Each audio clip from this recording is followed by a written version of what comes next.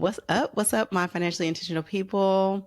So, I have been working on something in the background for a few months now, and I am excited to put it out there to the public. Yes. So, this week we are going to be launching my collaboration with a budgeting app called MyBudgetCoach, which is a zero-based budgeting app, which, as some of you may or may not know, is how I paid off my $1 million in debt by zero-based budgeting.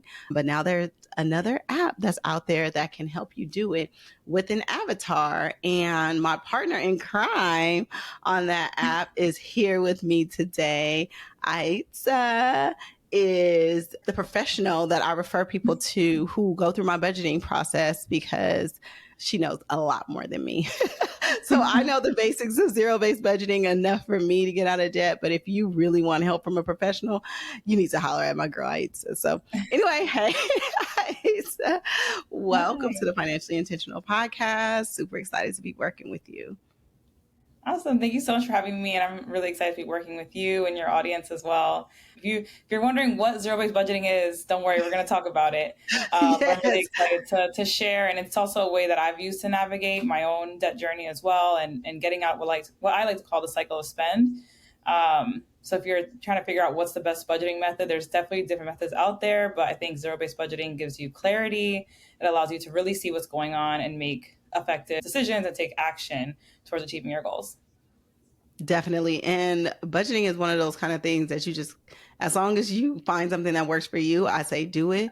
But zero-based budgeting has definitely worked for me. And anytime I try to stray away from it, I see my finances take a hit. So I always go back to zero-based budgeting, and I love it as a tool. Yeah, we'll talk more about it as we go along. But I just want to know, Aitza, what's your background? Like, how did you get into this personal finance space?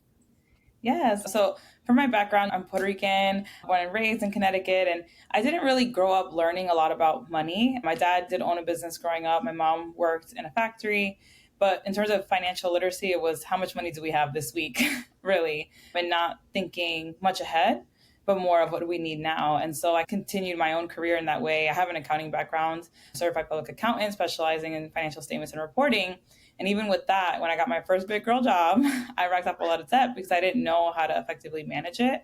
And then also because of my career, I struggled with a lot of shame. I didn't want to tell anyone, so I kept it to myself, what I was going through. And that really hindered me because I wasn't talking strategies, right, on money with other people. And so as I started to try to pay off my debt, I paid it off, racked it all up again. And it wasn't until I sat through and said, why is this happening? And realized that it went beyond just the numbers, but it was really understanding what is my root cause. And my root cause was I didn't have these things growing up and coming from this place of scarcity, so that when I had that job, I was traveling, I was doing all the things I thought that I could never have. And that's actually what was causing me to be in debt. And so instead, I was able to sit back and say, all right, well, if that's my root, what can I do? And it was sinking funds. So for those of you who are saying, what's a sinking fund? It was really saying, what are my goals? How much do I need to achieve them and by when? And then saving money each month to achieve those goals, realizing it might not happen right now, but eventually I'm going to get there. And then I started zero-based budgeting because it allowed me to say, all right, now I have my goals that I'm saving towards, but now how am I really spending my money? And I'm an auditor by background. So I pretty much put my auditor hat on and did a financial audit on myself, where I went through my transactions. I took 3 months. And this is also one of my coworkers who I had finally confided in on what was going on. She was like, have you seen how you've actually been spending? And so I took that moment to really shine a light on what was my reality, because it's easy to make a budget, but if you don't really know what your numbers are, you're not going to hit the mark because you don't know what you need to change. So I did a financial audit on myself, which was basically exporting all my transactions into Excel and going through them one by one. It took some time. It was tedious, but it was what I needed to really have that eye opener, because we tend to spend a lot of time thinking about big purchases and not a lot of time thinking about our everyday expenses on that rack up. And so, yeah, I built that into my zero-based budget, and it wasn't perfect, but I started to kind of mold it. Then I started thinking about debt payoff strategies. So figuring out which way did I want to pay off my debt, building that into my budget, and really just giving all of my dollars a home and realizing I can regain control over my money situation because money is a tool. It's not supposed to have control over me. I'm supposed to be able to use money for its benefit and not separate that relationship of how I valued money. I love that. And you said some really important things that I want to touch on. Number one, I think people think if you have a degree in economics or in accounting that you understand personal finance. No, across the board, most people that I know that have degrees in those in financial areas do not understand when it comes to personal finances. And it goes the other way too. If you understand personal finances, that doesn't mean that you understand business or corporate finance, even small business finance. Those are those are different beasts in themselves. And but I can understand the shame around like you're supposed to be so smart with money. I'm sure everybody in your family is looking at you like you're good with money because you know how to, you got the degrees, you know how to make the money. And that's the assumption that a lot of people make. Like you made it, so that means you're good with money. So there's shame there, so that you don't want to necessarily admit that you made money mistakes, right? Yeah. So it's hard if you don't admit it to start working on it. So I just wanted to highlight that. That was super important. Also, I wanted to highlight how zero-based budgeting, sinking funds, all of those things changes the relationship that you have with money. Like you said, money is a tool and you're supposed to use it to live your life. Like a lot of people are chasing money. And the faster that we can turn that relationship around, the faster we can work on building wealth and financial freedom. So thank you for sharing all that. And it's just so beautiful that you have done that. So how did you now take all of those learnings and lessons that that you implemented for yourself and turn that into a structure that you now teach people? Yeah, so I was my own lab rat. So I tested a few different strategies on myself, but I think one of the most important things that I realized, and you touched on it, is the relationship with money. Mm-hmm. So it doesn't matter how many strategies you have. If you do not really believe that you can achieve the goal, you're not going to achieve the goal. And I was listening one time to a podcast, and it was talking about how we're all saying positive affirmations, affirm this and affirm that. But we're not talking about the internal vibration. And that's something I like to call like the subconscious and conscious mind. Mm-hmm. So you can vocally say, I'm going to run a marathon. I'm going to run a marathon every single day to 100 people. But if deep within you don't believe that you're ever going to run that marathon, you're probably not going to run the marathon, right? You might do a few trainings here and there, but then you're going to slack off on your training and you're just never going to meet the mark. And the same thing goes with money. So I said I was stuck in a debt cycle. I paid it off and racked it up. And it wasn't until I figured out, well, what was my root cause that I was able to make change. So my first step was, how can I really understand like that personal relationship people have with money, understanding how it comes from childhood. I'm not a therapist at all, but I highly promote therapy. But doing some research on the subconscious and conscious mind, 95% of our spending is happening subconsciously, right? We're not really thinking about it. It just happens because we've built these habits over time. And just reminding people to give themselves grace, right? You've been practicing these things for however long you've been alive. So you have to move slowly with that change to make it sustainable. And then breaking everything into pieces. So the first piece is telling people, okay, we're going to sit back and we're going to take a look at how you've been spending your money, right? That's going to take some time. Feelings might come up as you start categorizing transactions. I've had clients say they start to feel that feeling of shame, or they start to feel that disbelief and kind of embarrassment, but letting them know there's no need to be embarrassed because you are taking action to create change. Like you identify the problem and now you're taking steps forward, even like speaking life into yourself and clients, like helping them practice those things.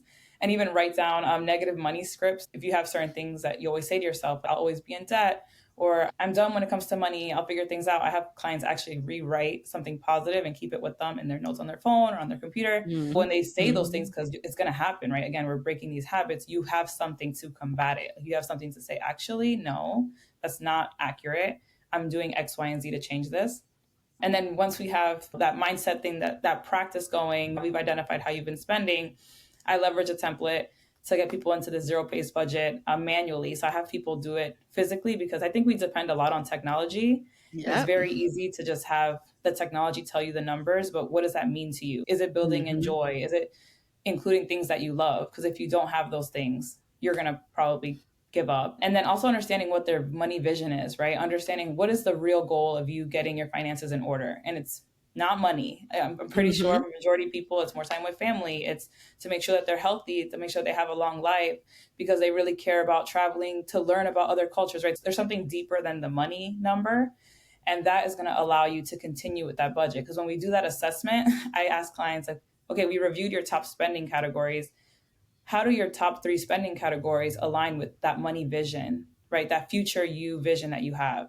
And usually it doesn't. And so now they have that decision to, I could just reprioritize my spending to get me Mm-hmm. closer to my goal. And again, in very key words. So people think about budgeting and think all the things they have to give up. But Deprivation. there's a whole Um, other side of the calculation, right? You can increase your yeah. income. Like you don't have to give up anything. You just have to make some adjustments, which you are in control of making. So Mm-hmm. getting them that budget. And then if you have debt, let's take a look at your debt. Some people don't want to look at their debt. They don't know how much they have. They don't know who they Nope. owe. They don't know their Nope. interest rates. Nope. And they do what I like to call the no strategy payoff method, where they're just paying off their debts. They're making their minimums at least, but there's no structure or order. I let them see the different options that they have with their debt strategy, putting all their debt in an Excel, organizing it to see, hey, if you choose method A versus B, this is how much you're going to end up paying over time. And then making sure that's built into the zero-based budget. Yeah, that was really good. And I love that you incorporate that mindset piece Yeah. because a lot of people just want to dive into the tools, right? Yeah. But unless they understand like the mindset, like being grateful for those money mistakes. Like for me, like I said, I could say, oh my God, I accumulated $200,000 in student loan debt. That was so stupid. But those degrees afforded me so much in Yeah. life. You know what I'm saying? Yeah. Okay. So I'm grateful for those degrees. And also, I think people don't understand that with zero-based budgeting, you build in the things that bring you joy. Yeah. So it was actually like the first time when I started zero-based budgeting that I actually did more of the things that brought me joy. And when I was doing my budgeting, when I started on my journey, it was taking my daughter to Disneyland every other month. And that was an expensive thing. That's a vacation. Even though I live in California, I got to fly, I got to pay for hotels. And so I built those in. And that was actually the first time, even though I was intentionally spending, that I could actually do that. Even though Yeah. before, like so much of my money, I don't know where it went. But budgeting is not about deprivation. It's about telling your money where to go in advance, having a plan for it, and using your money as a tool to get to where you need to be or where you want to be and to enjoy your life. So I hate when people Exactly. like look at budgets as deprivation, but I also know that people just, it's so hard for them to look at the numbers Mm-hmm. because it's trauma related Mm-hmm. to money for a lot of people. So it's really hard for them to dive into it and be like, this is how much debt I have. Because believe me, before I listed out all of my debt, I didn't know I had $1 million in debt. Like, who has $1 million in debt? That's Yeah. ridiculous. And people say that all the time. But I'm like, have you listed out like how much you actually owe? And yes, your mortgage is a debt because you still owe that. Yes. If you falter on your mortgage, they will take your house. Yes. Have you listed out all of that stuff? Okay. I'm quite sure you're pretty close to my number because nothing that I did was out of the ordinary. So I like how you walk people through that. Also, I like the fact that you actually do it manually first because Yes. you're right. Like when you depend on technology initially, like Mm-hmm. it just throws a number out there and there's no emotional attachment to it. And the reason why we get into the spending habits that we have, it's usually emotional, right? So in order Mm-hmm. to combat that, you have to combat it emotionally, right? That's why Yeah. tools like the debt snowball work, zero-based budgeting, that's why it works because you have to be in touch with your numbers. And debt is Exactly. something that's like super emotional, right? Most people, when they think about debt, it forms like a ball in their stomach, right? It's one of those things that people are really tense about. So they like to ignore it or Yeah. not look at it. But yeah, I love the way that you built your system and the way that it goes through the mindset first before you get into those tools. But then it gives people the capacity to be able to deal with the things that they're starting to see. So amazing. I love it. Yeah. Thank you. Yeah. And for those who are watching and listening, if you're a visual person, I like to use visual examples. Think about you're going to buy a house and they tell you, hey, you love this house. You want it. You're like, this is my house. And they tell you, Yeah. oh, the foundation has a few cracks. There's termites in the house. You start to say, oh, I don't know if I really want that house. So like your mindset, like that is the foundation of Mm-hmm. any house you're building, not just a financial Right. house, but your wealth house, like all the things that you're building, the mindset is it. And so think about those termites as the negative money scripts or those negative Mm-hmm. ideas. And you have to be able to say, okay, I need to sit back and, hey, where is this coming from? And let me keep asking myself that question and then create a plan to overcome it, to shift it, because it's going to happen. And if you think about where you were 5 years ago to who you are today, more likely than not, you're a different person. And it's because little by little, you've been fixing that foundation, sealing those cracks. And so don't give up on that, because I can't teach you that. None of us can really solve that Mm-hmm. for you. We can give you the Mm-hmm. tools, but you have to be committed to seal those cracks in that foundation, right? Because you can't Yes, get a new, yes. you have to renew your mind. You can't get a completely new one. I love it. I love it. And I love a good analogy because I think it brings it home for Yeah. everybody. You are a budget coach with My Budget Coach Yes. app, the new app that has launched that helps people go through step by step zero-based budgeting with the avatar. How have you used that tool to serve your clients? Yeah, so I think my budget coach is great because, like I said, like we talked about, there's a bunch of apps and a lot of technology, Hmm. but my budget coach actually allows the coaches to create, these digital avatars that really guide you through how to set it up. They guide you through, we've thought through all the questions you might have before you, Hmm. you have them. And then there's still an opportunity for you to book calls with us if you need more, guidance or assistance. And so using this with my clients, it's really just showing them, hey, here's this avatar. You can walk through these steps. I do include some videos so they can have the video support as well for people that are working with me specifically. But it allows them to not have to say, hey, Aitzarelys, she's sleeping right now. It's the middle of the night, but my avatar is there to guide you. And I Yes. also think it provides a way for people who maybe aren't ready yet for full on coaching to Hmm. still get that support to have a budget. And I think that's really the beauty of it, to bring, that's kind of one of my things too, just in general about community. But how can we bring financial literacy? How can we bring this access closer to people and meet them where they're at? And I Hmm. think at its price point, it really allows like us coaches to meet people where they're at, even virtually, before Hmm. they get our vibe. You get to see how we communicate, because we've literally been in the back end, like putting in our jokes and our personality in there as Uh-huh. best we could. So you're able to get a feel for the coach. And if you decide to move forward with them or work in a different capacity, then you have that option too. But really, just I used to leverage another platform with my clients, and it was confusing. Sometimes I do a check in and they're like, oh, I haven't used it because I didn't know XYZ step. And I'm like, you should have told me. Yeah, But now exactly. my budget Uh-huh. coach, I know it's going to be guiding them. So it'll Hmm. help them in those moments where they're feeling that gap. And I think when we're doing something new, it could be scary. So there's some phases when we're leaving our comfort zone. The first phase is the fear zone. So if you're in this new tool and you don't know how to use it, the likelihood of you keeping it up is probably low. But here I feel like my budget coach put something in place to help you get through that fear and unknown space and get to a place of at least some comfort. So that's how I've been using it, and why I like the platform actually. Yeah, I love the platform because I feel like it gives you so many different personalities to choose from. We all have Yeah. different money personalities. We all kind of approach zero-based budgeting in our own kind of unique ways, even though the fundamentals are going to be the same. But Hmm. I think what helps people be able to walk through that process is the relatability to be able Yeah. to finish anything. I feel like if they don't relate to the person, or they don't see themselves, or it just seems dry to them, they're less Yeah. likely to finish it up. And there is tons of personality, tons of personal character in there. And of course, I'm having my avatar on there, but I also know my limits. I don't do coaching. And so I can walk you through the budget, but if you need personalized help, I have Isa there to help you so you can schedule with her so you can walk through any of the nuances that you're confused about. And that's the beauty of it. Like you get stuck on a step, you can go ping her to schedule an appointment with her, and then Hmm. she can walk you through it. And because the avatar is all there, it's usually like a short call. So it's not like full on coaching. But if you do in the future need full on coaching, now you see her style, you see how she works, and then you're like, oh, okay, I mess with how you sound. Yeah. I like her style. So then you can use her as a budget coach or just your personal finance coach. Because again, Yes. I don't do that because I know my limits. Right. I think that's the power of community, right? I think Yeah. it's important for us to like all share our resources. For example, I'm a CPA. People always are like, tax questions. I could answer your high level tax questions, but I specialize in financial statements, reporting, processes. But one of my friends, she's a CPA, she specializes in taxation. And so we constantly are working with each other, or I'll connect her with, if you have a question on taxes, still ask them to me, because I'm going to connect you with someone who is an expert in that space.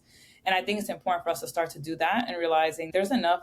We're all designed to serve a certain type of person. We're all called to serve people, but that doesn't mean we can't come together and still be serving our communities together and leveraging our various strengths. And it's similar to like when I started my journey, being afraid to talk to people. But once I started to have those conversations and create that safe space, I started to learn different strategies. I started to see things in a different light. And that's one of my goals, is to help other people. Even if I impact one person, like I tell them, I hope you're sharing what you've learned today with like your family or your network of people, because that's how we're going to, spread this message and close this gap, especially in, our communities of color. Exactly. And the best way to actually learn something is to teach it back to other people, because it embeds that learning. So I love that. Don't just keep it to yourself, share it. Yes, But share also it. leveraging community is everything. I love the personal finance space because a lot of people have become my friends and my family extended, but it's been lovely. And the thing about it is I get inspiration from so many different people, and it makes whatever I want to attain financially possible for me. And so that's what I tell people. Please choose your circle of influence. That's going to be one of your greatest assets around after your mindset. That's going to be one of your greatest assets. And I lean heavily on my community. And that's why I'm just like, hey, boom, I don't do that, but I always got someone for you. I am the plug when it comes to resources. So I have somebody for you. But I want to talk about like your services in general. My Budget Coach is a great entry level way to start working on your budget. But if you want to do full scope with financial counseling, financial coaching, I should say, what other services do you offer? Yeah, thank you for asking. So I actually have a 12-week coaching program where we go through together setting up your budget. We go through the assessment part together, that mindset work. There's homework. I like to say to person, like, I'm gonna give you some homework, but there's work to do. We work in a community fashion, and which means it's a group cohort. And we meet bi-weekly, and really I also have an online community where you can ask questions as you're completing your homework and tasks. You have access to, chat with me if we're not on a call. So really allowing that space. It's something that I've been working on recently, is taking some of that core curriculum around building the budget and actually making it a DIY service as well in that online community for those who think that they want to work on it themselves, or just want to see how it is before they decide to come up into the coaching. That's something that I'm adding because, again, I want to find ways to bring financial literacy and budget to more people. And, one of my goals is not to make finances be an obstacle. So I'm really excited for that online community to launch in a few months. And something I've noticed is that 86% of my clients actually go on to start side hustles and start businesses. Nice. And so now I'm supporting them on the business piece and supporting business owners actually with their bookkeeping and really understanding that financial management system. I specifically use a profit first method. Love that. To help them implement their financial systems in their business. They can start making a profit and they can start really focusing more on that creative end and know that their money is organized, that they have the automations of the systems in place. And for the business owners, they also fall into that financial literacy piece, because what they're finding is, as an entrepreneur, you're one person wearing multiple hats, and the way money in your personal life, more likely than not, you're seeing and spending money in the same way in your business as well. And we talked a bit about debt earlier. One of the things I had to learn as a business owner is I had a lot of debt. And so when I broke free from that, I didn't realize that the trauma was still there until I started the business, where you leverage debt and you look at debt in a different way. And I had this fear of using debt. And then I was like, wait, where's that stemming from? And I realized I still have the trauma from being in debt. And I had to say, okay, I need debt in my business, healthy, right? It's all about leveraging debt. I'm not an anti-debt person. I just say there's ways to use it strategically. And so once I overcame that fear, now I'm seeing my business move in a different way. And so a lot of business owners, they're struggling with that because they had some financial trauma on the personal side, and then it's holding them back on the business. So really helping them bridge that gap as well. But I love that you talked about how that fear of being in debt from the personal side transfers over to your business. I definitely have that like trauma. Like it's hard, but also on the other side, I feel like people oversell business debt. as a Yeah. tool irresponsibly. Like people Yes. sell you on business debt and you don't even really have a real business. Like you haven't even proved that you can make. It's It's not like, even registered. yeah, go ahead and take on this $30,000 debt. I'll hook you up and do all these kind of things. And you're just like, oh, but what are you going to sell? I don't know. I just had this like really good idea. No. Yes. I definitely think, I'm 2 years Yeah. in, and then that's when I started to say, okay, I can leverage a little bit of debt here, but also with Hmm. a plan and moving strategically. So I do Exactly. agree there's a lot of that out there in the world. And I want to say, first, try to do things slim, especially if you're a working person and you want to build a Hmm. business and you're thinking about it. You're going to work a lot more hours in your business at the beginning. It is not this like free for all. Eventually, you'll have the system, you'll have the team, and you could work a bit less. But at the beginning, like you need to work in your business. And something that I help Hmm. people on too is understanding that even just having the idea of wanting to start a business, there's money, that sinking fund, right? You have to start saving money now Hmm. because there's some costs Hmm. that are going to come with that business you want to build. Even registering your business, right? It's not free. There's a fee for Yeah. that. Yeah. If you want to have a product based business or you want to have a storefront, like you're going to have to pay things. So before you even get there, you need to already be setting some money aside from your paychecks, right? This 5% that I'm saving every paycheck is going towards the business I want to build. Definitely don't fall in the trap. I also like all the people quit your job and just start a business. I'm That like, part, let's I not was do just that. going to say that. Like I Oh my still work, God. I still have a full-time job. I still have a full-time job as I'm building my business. And what did I do? I hired support. So 2 years in, I was like, you know what? Now I'm ready to hire a team member. And while Hmm. I'm working and giving what I can to my job, I know that my team member is working 40 hours on the other side, pushing the business forward until I log off of work. And at night, I do some hours in my business. Don't always believe the hype. And if entrepreneurship is not your thing, that's cool too. Guess what? Have you prepared how you're going to have conversations with your boss to get to the next step at your job to secure Yep. that raise? Have you Hmm. come to the point where the cheese is no longer at the job and you need a new job and you need to kind of transition to another company or something else? But yeah, I think social media has skewed a lot of things. And my thing is, hey, follow your path. Your path is not going to look like everybody else's. And that's okay. But do things strategically, do things with a plan. And if you have a question, ask somebody. Don't be afraid. That's one thing my dad always taught me is you're afraid to ask a question, then that means that you're prepared to say no to yourself. So Hmm. you better ask the question to somebody else. And if they say no, at least you gave yourself a shot at a yes. And then you move on and you ask the question to somebody else. But don't ever be the one that's saying no to yourself. Oh, I love that. I love that. Your dad is so smart. But yeah, I think especially like since COVID, like this whole quit your job, be an entrepreneur kind of move, have people thinking that being an entrepreneur was going to be the solution to all of their problems, that it would solve their burnout issues, it would solve their trading time for dollars issue. And it is, being an entrepreneur is its own beast, and you have to be ready for that. It's not for everybody. And it's not the only path to build wealth. You can build great wealth just by working in your job. You Yeah. have to do it strategically, but you Mhm. can. So I hate that there's this narrative out there that in order to be wealthy, you have to be an entrepreneur. Of course, like there's endless wealth that you can build in your own business and all of that, but there are trade-offs in everything. I hate that push, but Yeah. I love the tools that you are giving your side business, your side hustlers, like tools up front. All right, we're going to make sure that you implement this profit first system so that you are making sure you're paying yourself. Oh, I want you to speak actually a little bit on profit first because I think it's an incredible system for Yeah. small businesses and how you teach people to use that.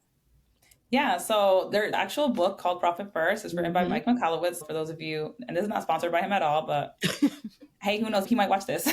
Yeah, exactly. Probably. But get the book. But really, it's system very similar to zero based budgeting. I think that's why I love it so much. Because on the personal side, I'm always telling you, are your future you is the most important bill. So always pay yourself first on the personal side.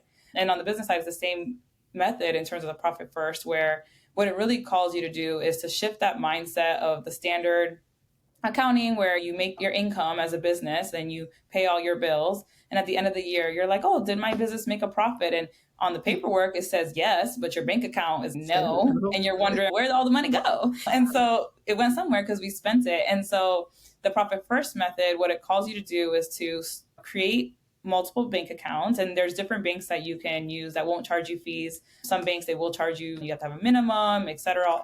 Different types of management or maintenance fees to have them open. So you want to be strategic in who you're banking with. But you'll open a few accounts, one account for profit, one account for owner's compensation, or pretty much your payroll, like you paying yourself as the owner of the business for the work you're doing in your business, operating expenses for taxes. And then I also have a small category that I call special projects, which when I'm working with business owners, I always recommend they put some money into special projects. Mm-hmm. But basically, this split in the system says, hey, whenever I receive money, we're going to divide it into these said categories. So you're always taking profit.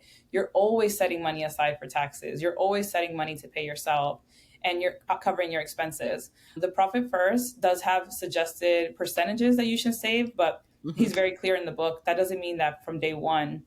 I think that if you start from day one already implementing Profit First, then you can hit those percentages. But maybe if you've already been in business, your percentages might look a little different. So maybe instead of 30% going to operating expenses, you're more at 60%. And so, of course, we're going to have to make it 60% to make sure that your bills get paid. But I think it allows you, and one thing about money as a tool is that money tells a story. So when you're going through these categories, you're able to say, okay, why are my operating expenses 60%? And what can I do to change that? So, for example, in this year, something I've been doing is reevaluating my tech stack, right? Because as we know, everyone's like, get this technology and this software and this tool. But sometimes some of the tools do a lot of things, but you're only hearing about one feature that it has. So now you've gotten 3 tools and they all do the same thing. And I think implementing this strategy in Profit First not only allows you to really organize your finances, but it allows it to tell a clear story so you can start making some decisions in your business. And it gives some more visibility. And same thing that I do with my clients on the personal side is having separate accounts lets you look at a big number, right? Because we all want a big number in our business accounts and in our personal accounts. But instead of just seeing the whole number there, you're able to say, okay, I might have $50,000, but actually to cover my expenses, I only have 20,000, right? Because this is how I've split it. So it gives you that visibility. And I think even if, of course, I'm a proponent for let's all have our books in order, our bookkeeping in order. But even if you haven't reconciled your bookkeeping and it's not 100% right now, at least on your bank accounts, you have the money split up and how you're going to use it. And so that's very helpful. And I think on the personal side too, right? Have 2 checking accounts, one account for all your bills and main expenses, one account for your lifestyle. So as you build your zero-based budget, that lifestyle account, hey, this is the amount of money I have to live. And you can open your app and say, oh, I only have $200 to live for 2 weeks for the fun money. So it's easier than seeing all your money, trying to do the math in your mind. Because we have a lot of other things going in our mind. But that's really how Profit First works. And I think, in my opinion, I think it really aligns to the zero-based budgeting method, and at least how I leverage that method with my clients. But it's all about giving yourself clarity. And I think when you're making decisions in your personal finances or in your businesses, how can I give myself a win? We want to set ourselves up for a win, even if it's a small win. Why? It's a win, but most importantly, that win helps the mindset, because now you're going to feel good. Now you're like, oh, okay, I did it, or I accomplished this thing. Even if it was small, now you're in your brain, whenever you have that doubt, your brain is going to say, but you did this. You're going to say, you're right, I did do that, so I could do this now. Exactly. Yeah.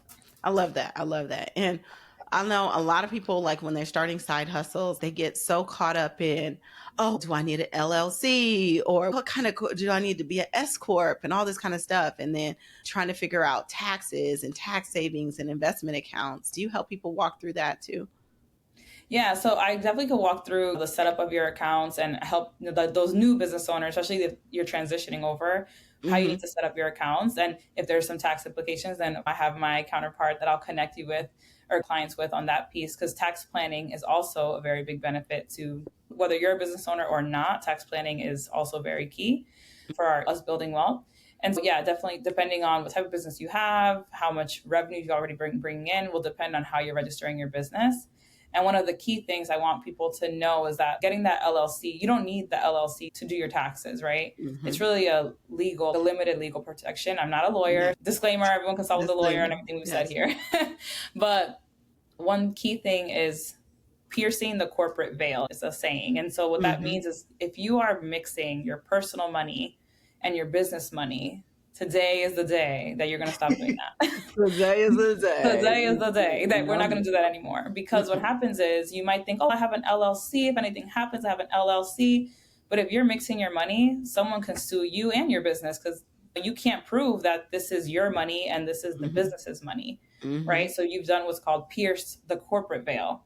So you want to make sure that you are separating things. And maybe right now you're like, oh, I can't do that right now. Well, just start today to start separating. So you should have your own business bank account, and having your business registered will allow you to actually open those business bank accounts. So have your business bank accounts, have the debit card for your business, have the business credit card if you need to. Don't intermingle those funds with your personal funds. Love that. Love that. So that is for all the side hustlers out here, all the small business owners. Some tips for you guys, because you guys asked me and I don't know. So hit up Aitzarelys. But I'm super excited because starting this week, we're launching my avatar for my budget coach. So we're going live with that. And as backup support, if you need additional help, it's going to be there for you to schedule an appointment with. So let me just walk through like how my budget coach works. So it is a very affordable zero-based budgeting app. And if you do want additional coaching, there is an additional fee that you would pay to get on a call with Aitzarelys. Very low barrier to entry, but definitely one of those things that I would say if you're not ready for full on financial coaching, it's an entry to that. Very accessible, very user friendly. Yeah, I think it is very entry level. And I think if you're someone, maybe you've tried a few different apps before and you don't catch a feel, there is a complimentary free trial that's 35 days. So you can test it out without having to put a card on file, seeing how the platform works, which I think is always great to be able to try something at a low cost. But there she is. Hi, cutie. But the feature of being able to book the calls, right? Book the calls. If you're spinning your wheels and it's between you and giving up, just book the call. I'm going to be there to answer your questions that you might have. We'll be on Zoom. We'll share screens and really walk you through any questions you have on the platform itself. Yeah. I'm super excited for you guys to have access to this. I'm super excited for my avatar to be out there because it's pretty funny, you guys.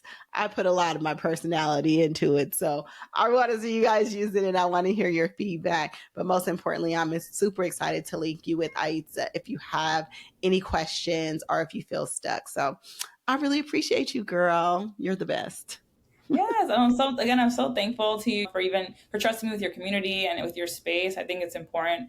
And this is collaboration, right, y'all? There's more than enough to go around. Share with people around you, build together. I think we're going to get a lot farther together. And yeah, I'm really excited. And I'm really grateful for this tool. I think it's going to help a lot of people and again, meet people where they are right now.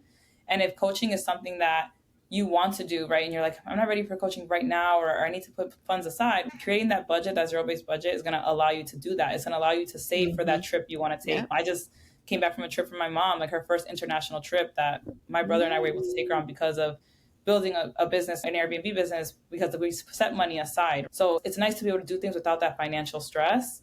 And all of you watching, like you're going to get there, but you have to be committed to yourself. You have to take that action. I love that. I love that. So check out MyBudgetCoach.com. Browse through all the coaches there. I might not be the best fit for you, but there are several other coaches, including Aitzarelys. She has her own avatar on there. So if you just want to skip me and go straight to her, I ain't mad at it either. So check it out. I'm going to have the founder of My Budget Coach come on as well, and he can talk more in details about the platform. But yeah, it's available right now for you guys to go check it out. So I welcome you to do that and let me know what you think. Again, thank you so much, Aitzarelys, for being my road dog and helping me out with this. And as you see, she's a wealth of knowledge, you guys. So feel free to hit her up on her socials. If you want to just go straight to coaching with her, do that. All right. Thank you so much. Thank you. Bye, everyone.